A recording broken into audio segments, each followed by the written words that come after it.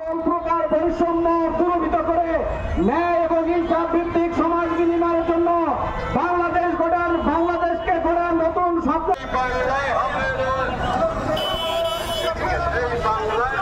এদেশের নতুন স্বাধীনতার উদ্ভব হয়েছিল। এদেশের মুক্তিকামী দামাল ছেলেরা নিজেদের রক্ত বিসর্জনের মধ্য দিয়ে এদেশের মানুষকে মুক্তি করার জন্য চেষ্টা করেছে।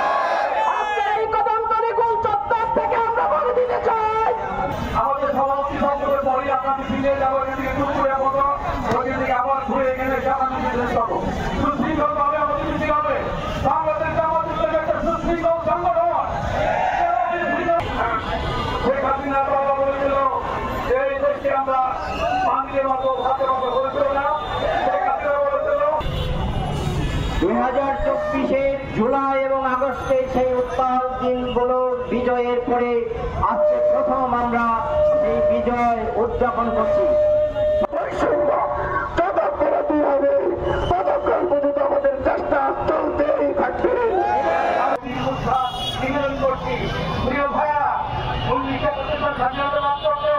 আমরা অর্থনৈতিক সাংস্কৃতিক এবং